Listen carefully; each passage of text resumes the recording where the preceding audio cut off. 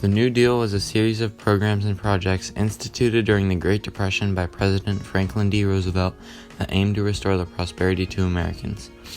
When Franklin Roosevelt became president, he offered a new deal for the American people.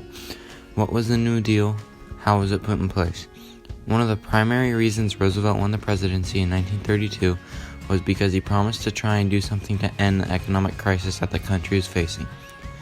As he entered the office, Roosevelt hoped to do three things.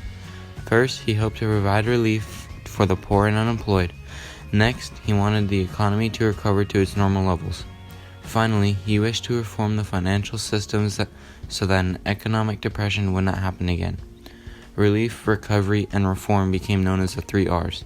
To accomplish these goals, Roosevelt implemented a series of government programs between 1933 and 1939.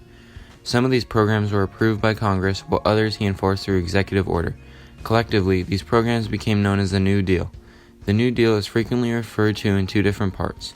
The first New Deal, which was enacted between 1933 and 1934, was largely concerned with reconstructing the nation's economy and offering relief to the banking industry.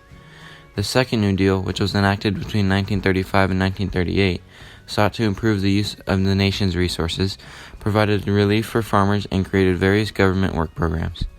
There are many different types of programs that were a part of the New Deal. These programs had a variety of different intended purposes. Programs such as the Works Progress Administration and the Civilian Conservation Corps were designed to put unemployed people to work. The Social Security Act was created to provide financial relief for the elderly. Meanwhile, the Tennessee Valley Authority brought much-needed electricity to rural areas in the South. The Federal Deposit Insurance Corporation was another important agency created by the New Deal. The FDIC guaranteed the safety of money in banks. Citizens no longer had to fear losing their money if their bank was closed. This scenario was very common in the early years of the Great Depression. The FDIC is still in operation today to ensure money deposited in banks. Aside from the FDIC, there are many government agencies that were created by the New Deal which still exist. Amongst them are the Federal Housing Administration, the Federal Crop Insurance Corporation, and the Security Exchange Commission, the Federal National Mortgage Association, the National Labor Relations Board, the Social Security Administration, and the Soil Conservation Service were all created by the president. But not everyone was a fan of the New Deal. Many felt that Roosevelt was leading the United States down the path of socialism. Others saw the New Deal project as a waste of money and resources. Today, some economics and historians believe that Roosevelt's adherence to the New Deal policies actually prolonged the Great Depression.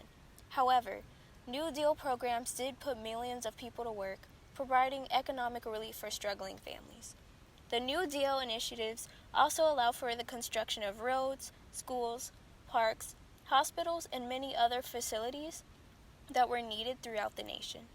Roosevelt's New Deal fundamentally and permanently changed the U.S. federal government by expanding its size and scope, especially its role in the economy.